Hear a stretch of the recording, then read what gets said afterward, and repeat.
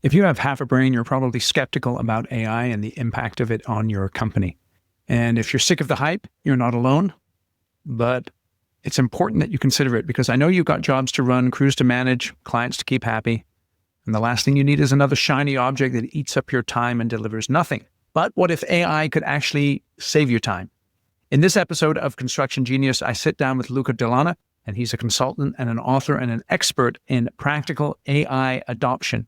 AI can sharpen your proposals, cut down on rework, and help your team win more work without spending a ton of money or overhauling your systems. Here are 3 specific things that we're going to cover in today's episode. Number 1, how tools like ChatGPT can act as a second set of eyes to improve proposals and planning before your clients or crews find the mistakes. How to run AI pre-mortems that catch potential project failures before they happen, and why not using AI wisely could actually put you at a disadvantage as competitors adopt it to drive down costs and improve execution. Let's dive right in to a conversation on AI without the BS with my guest, Luca Dellanna. Let's go. This is Eric Anderton, and you're listening to Construction Genius, a leadership masterclass. Thomas Edison said that genius is 1% inspiration and 99% perspiration. If you're a construction leader, you know all about the perspiration, and this show is all about the 1% inspiration that you can add to your hard work to help you to improve your leadership.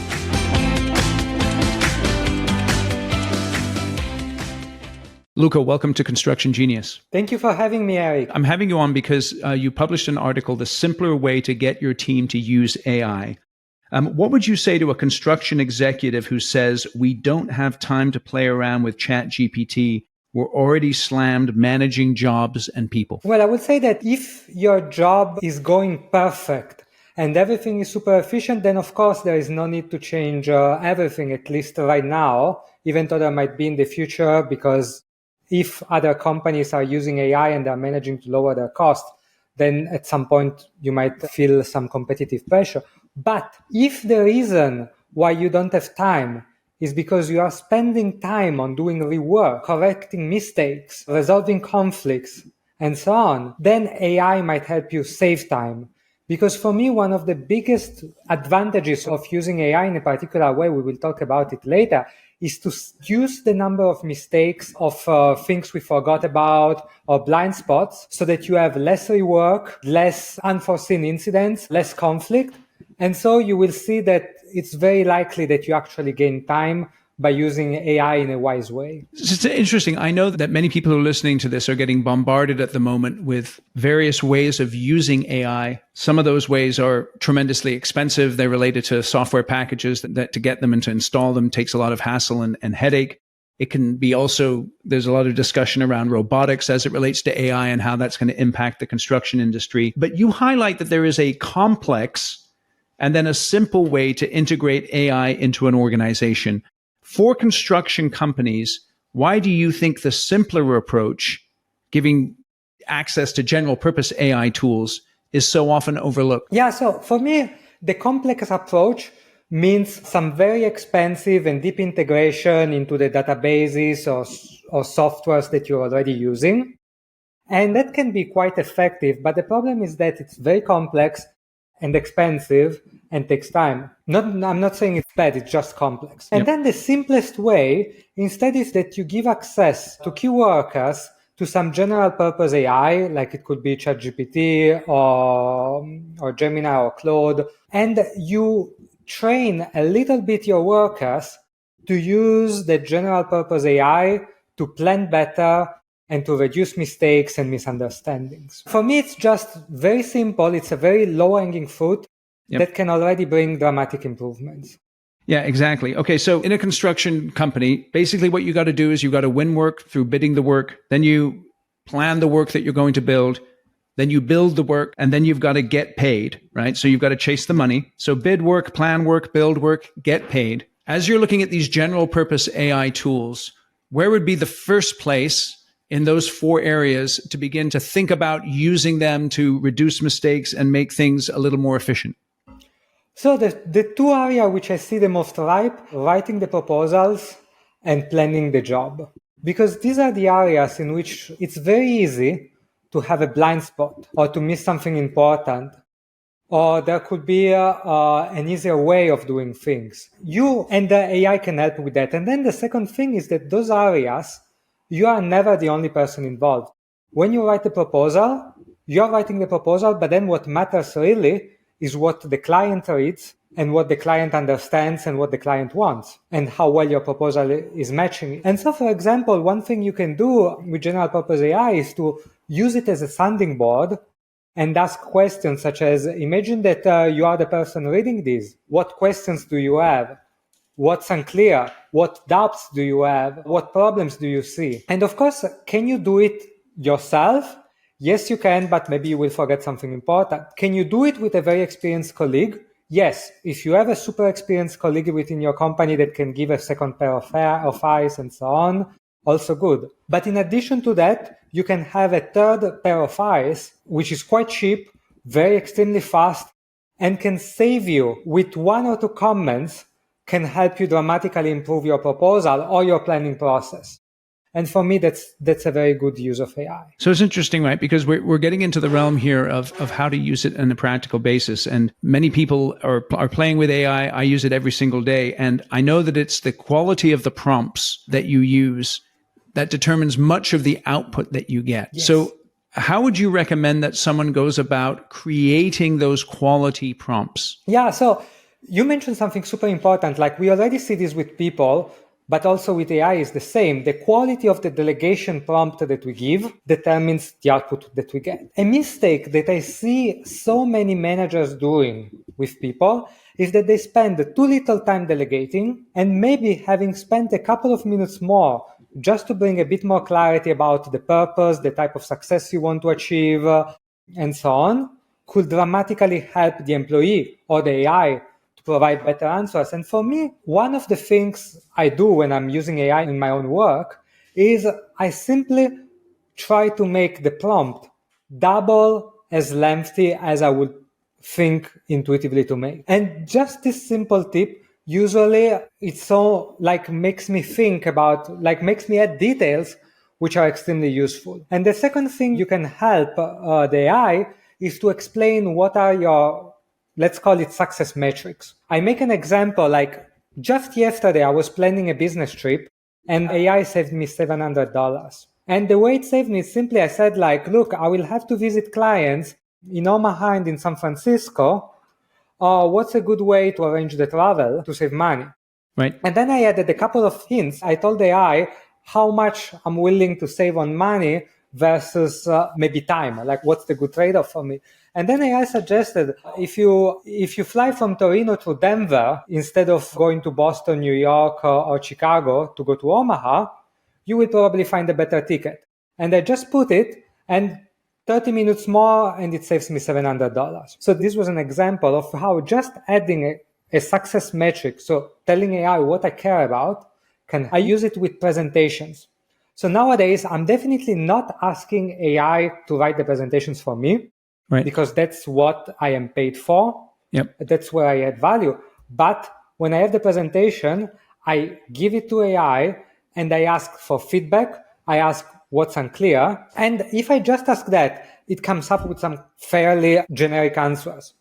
But if I go and spend a little bit, 30, 60 seconds more saying what type of audience it is, what type of doubts would add the most what type of questions would add the most value, or what's the outcome I want. So for example, I want the audience that at the end of the presentation, they are convinced that if they hire me, it will be great. Or I want the audience that after the presentation, they go back to their job and they do this one thing. If I tell the purpose, then I get so much better recommendations. Hey, quick break to talk about my course, The Shift. Why take the shift? Well, because you were a project builder and now you're a people leader, whether you own your own construction company or whether you're in leadership. And building people and leading teams is way different than building a construction project. In construction, it's black and white, it's the specs, but people, they're gray. There are many, many, many different shades of gray, right? So what I want you to do is go out to the shift.constructiongenius.com and check out my course. It's 5 modules. It's all online. It's 100% guaranteed. And so what that means is if you take the course and you don't get tremendous benefit from it, you just send me an email and I give you your money back. No questions asked. But I know that you're going to tremendously enjoy the course because it's practical, it's straightforward. It's all about how to manage your time more effectively, how to build effective teams, how to run effective meetings, how to communicate effectively, how to manage yourself.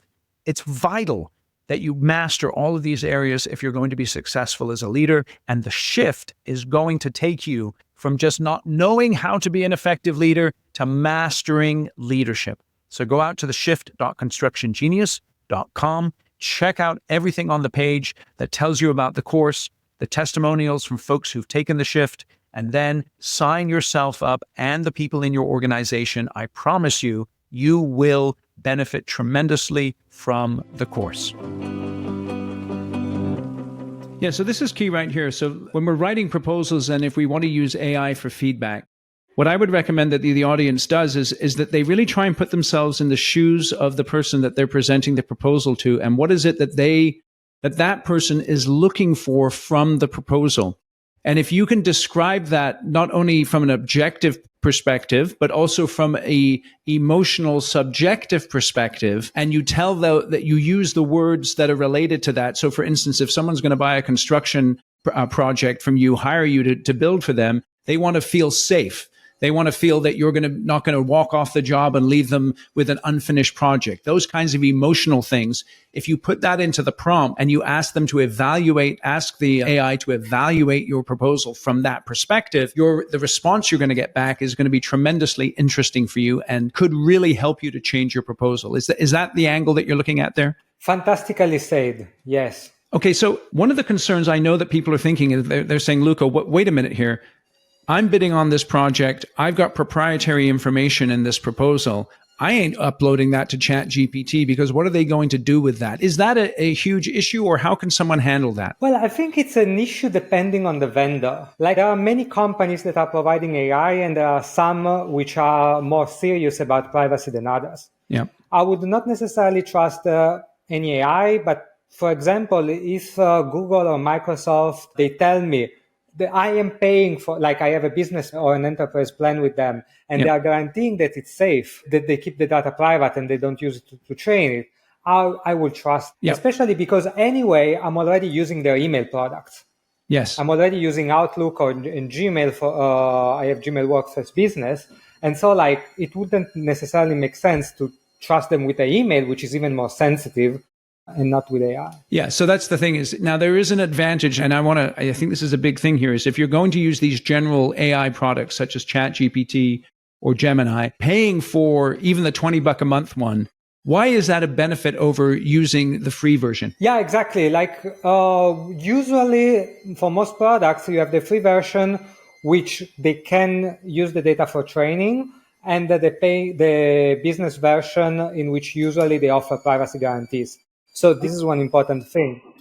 Of course, the alternative would be to anonymize the data that you are sending to the AI, but it's a bit risky. It's a bit error prone. Sometimes the value of the IP is not in the exact data that you can anonymize, but it's maybe in the structure or in the generic thing that you're offering. So it's a bit tricky. One of the great case usages of AI is in preempting failure. And so how can a construction project manager use AI to do a pre-mortem prior to starting a project? Yeah, so for me, this is one of the most important things is always before any project, before any meeting, before any proposal, is to ask yourself, imagine that I do it and I do it well, and yet it fails. Yeah. What could be the most likely reason it fails? And you can also go specific by asking this question for each failure mode. So imagine that we do a good plan. So imagine that we use this plan and we execute on the plan, and despite that, we end up over budget. What could have been the most likely reason?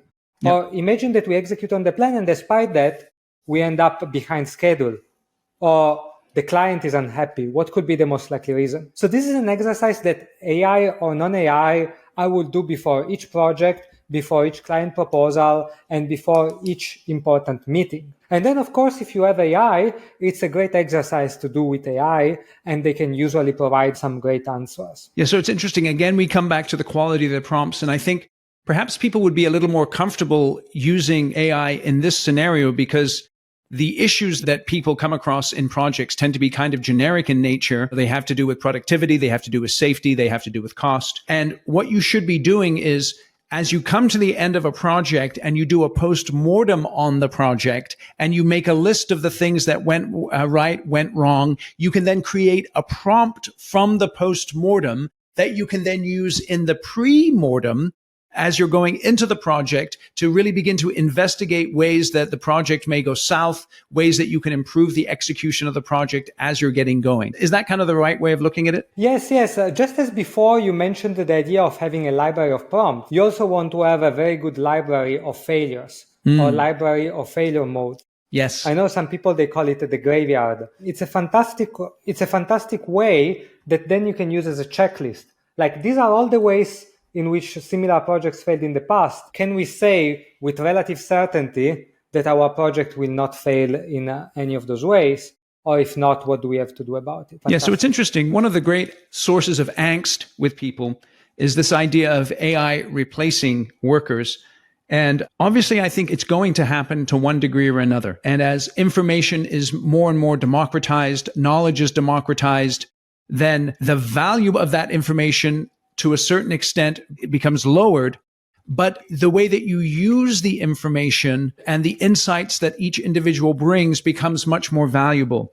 So what do you say to people in terms of where AI is not really going to be used to replace workers, but to improve their judgment and reliability? Yeah, exactly. So for me, AI, like, there are very few exceptions. Like, I think the translators will be sadly one of the fewer classes of jobs that relatively likely of being replaced. But I think that for most other jobs... Did you say the translators? Yes, translators. What do you mean by the translators? Well, translating is something that the AI can do quite well. You mean language translation? Yes, language translation. Okay, yeah. Okay, excellent. Yeah. And instead, I think that for most other workers, AI is just a tool. So it won't be the tool by itself that will replace the workers. Yep. The problem for the worker will be if they do not learn how to use the new tool. Yep. And this happened with all tools, like when they started inventing, the drilling machine. If your job before was doing the drilling by hand and now you do it with the machine, you keep the job. If you don't learn to use the drilling machine, you will be replaced. And so for me, that's why it's just so important to learn how to use AI and to see it's definitely not AI the threat. The threat is if everyone else uses AI and you don't. Yeah, it's interesting. It's interesting. You talk about this idea of the power of hypotheticals for training people. Can you please define what you mean by hypotheticals, and how could a construction leader use this method to build their team's ability to spot the errors that AI comes up with? Yeah. So whenever you're training a new team or a new employee, probably the best use of 30 minutes to make the worker gain even years of experience, I'm probably not exaggerating, is to book 30 minutes and do a hypothetical, which is a simple exercise that goes like this. You tell them in 30 seconds a common situation or choice that they will face at some point during their job over the next months. Yep. It could be something, what do you do if the tool breaks? What do you do if your colleague makes this kind of mistake? What do you do if the client is unreasonable? What do you do if we lack the supply materials today? Yes. Yep. And you ask them what they will do. Yes. And then they say what they will do, and then you give them feedback. You either say, fantastic idea, because that wouldn't work because of this reason. And you keep doing this over 30 minutes, you cover 10, 15 situations, and it's fantastic. Within 30 minutes, you passed months, if not years of experience. And you prevent that all of these situations, which they would encounter one way or another over the next couple of years, when it happens, they will know what to do instead of either resulting in paralysis or costly mistakes or delay. So then how does that hypothetical framework and exercise relate to spotting the errors that AI does come up with from time to time? Because this is one of the main concerns, right? First, I don't want to share my information. Second, how do I know that what they're telling me is correct? So how does that help with that piece of it? Yeah, so you make hypotheticals regarding the use of AI. So for example, you say, imagine that you give, you submit your proposal to AI to get some feedback. Yep. And AI gives you some wrong information, for example, about the pricing. It tells you that your proposal is, I don't know, too expensive when it's actually not. Random thing. Right. And then the worker, if it's the first time that you do this exercise, very often they will not know, or they say something, and then you tell them what you would have wanted their behavior to be. So for example, you can say something along the lines of, we only use AI as a source of ideas. We never fully rely on it. It could be a possible behavior. Or it's something such as, we use AI for this context, not for this other context. Or we always double check with our database. Or for pricing, you should never make modifications on pricing yourself. You should always call John. Whatever it's your desired behavior, you tell them. Yes. And this way, you make sure that when they will face this problem on the job, they will actually do the right thing. Yes. Yeah, it's interesting. There's this phrase that people use, often wrong, but never in doubt. And sometimes it seems like that AI, obviously the way it presents its answers to you, it presents it in a very assured manner. And obviously, you're just talking to a computer program here. And I think that's one thing that I think people have to wrestle with a little bit, is that how can I avoid AI actually making me dumber because I'm relying on it too much? Yeah, I think that you cover a good problem, which is, what if you stop thinking? Yes. And the idea, it's exactly like, we use AI not to do the job for us, and then you say the exact use case. It could be like just as a source of idea, yes, but never as the sole source of ideas, or as a sounding board, but never to make the decisions for us. Yes. You want to usually explain with this framework, we use it for this, but not for that. Yes. Yes. Yeah. That's really great.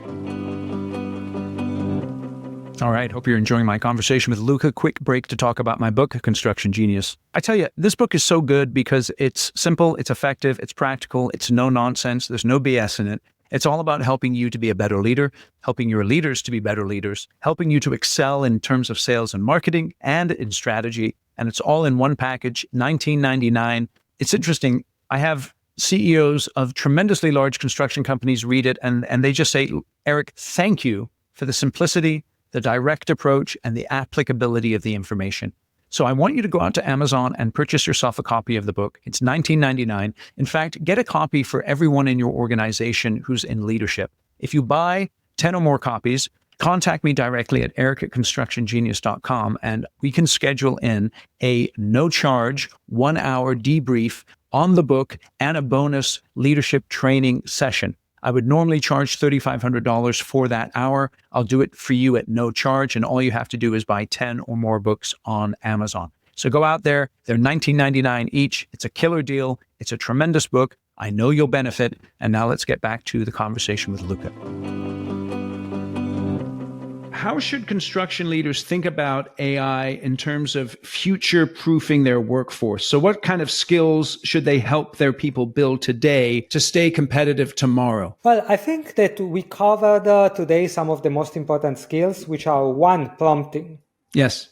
That's probably going to be, to stay relevant for the next centuries, kind of like delegation has been relevant for the last few centuries. That's exactly the same skill. Yes. Second thing is how to train others to use AI. Yes. And so basically covering what we just, the hypotheticals and what we discussed today, I think these are the two main things. Third thing is to exchange ideas on how you're using AI. I think that this is super important. Yep. Within the company, because most likely in the company, you will have some employees which are better at discovering use cases, at discovering prompt, and you have others which are more reactive. And you want them to talk to each other, but also across companies. And across company, I don't necessarily mean your competitors, but maybe let's say that you have your purchasing department and you have a friend which owns a company in a different sector, but also has a purchasing department.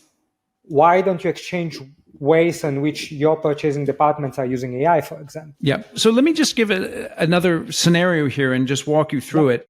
Because, we've talked about how it can help you in terms of doing the pre-mortems for building a project, for putting a proposal together. But let's say you have a change order that you need to negotiate with a client. And you want to prepare for that negotiation. And you want to scenario out the various kinds of situations. Let's say I'm asking for $100,000 change order. The client comes back and says, there's no way I'm paying you that. I'll give you $50,000.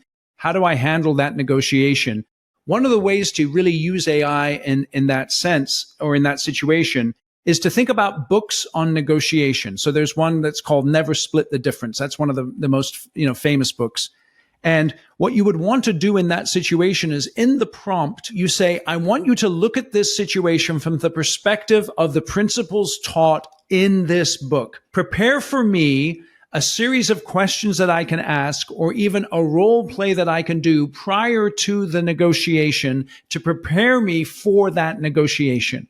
And so you can use AI in that way. Is that something that you think would be useful for people? Yeah, this is a great example. I'm using it myself, for parts that are not core of my job. Like I'm definitely not asking them to write books in the tone of people. But for example, I've been using it in the past when I had to write a complaint letter, some legal communication. I've asked, for example, there is a person which I suggested everyone to follow on Twitter, which is called Patrick McKinsey, writes about having this type of escalation communications. And you can ask AI to write this letter for you in the style of Patrick McKinsey, for example.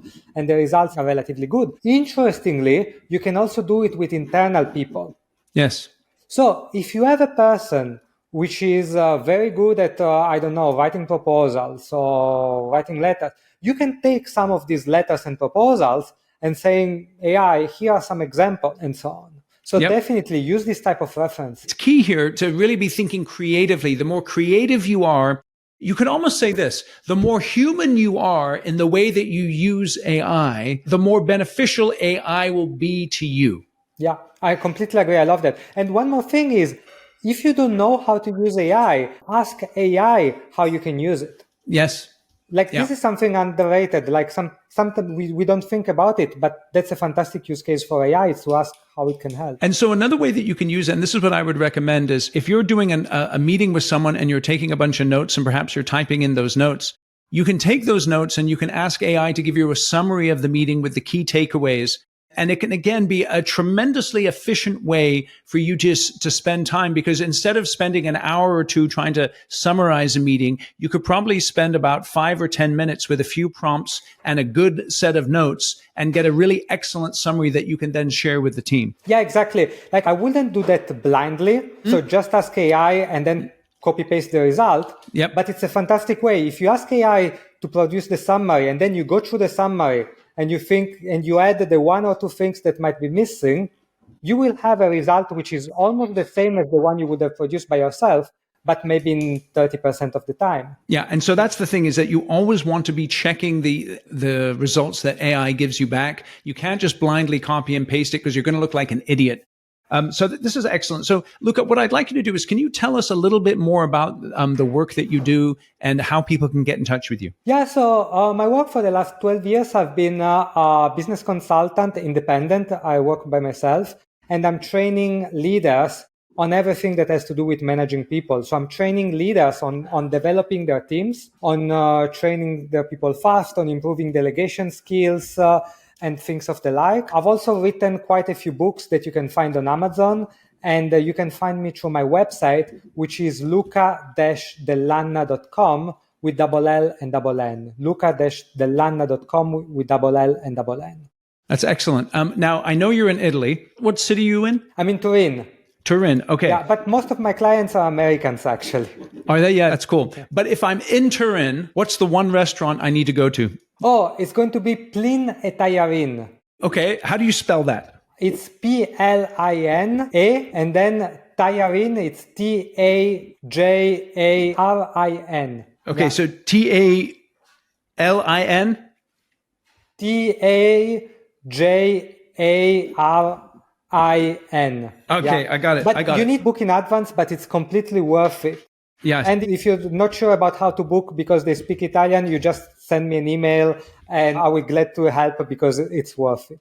Excellent. Okay, I just pulled it up. We'll have a link in the show notes. So if you're ever in Turin, you got to hit up that restaurant. Luca, I really appreciate you joining us. I'd love to have you back on the show to dive deeper into some of the stuff that you do. But this conversation about AI, I know is tremendously helpful for my audience. So thank you for joining us. Thank you so much, Eric, and gladly to come back anytime. Awesome.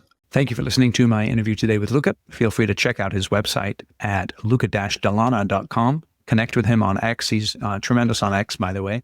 And also check out that restaurant. We're going to have a link in the show notes to the restaurant in Turin. So if you're ever in Turin, you got to book a spot there. It's going to be absolutely awesome. All right. Thanks for listening. Share the interview with other people who you think would benefit from the discussion around AI. And I'll catch you on the next one.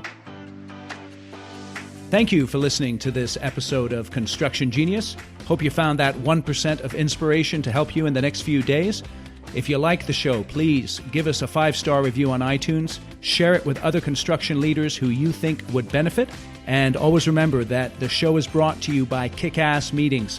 I've been working with construction leaders since 2004, teaching them how to run extremely effective problem-solving meetings that gets their people collaborating, taps into their creativity, and to get yourself a free copy of the Kick-Ass Meeting Report, go to www.ericanderton.com/kickassmeetings. Grab yourself that free report, read it, use it in your business. You'll find it extremely useful. And thanks again for listening.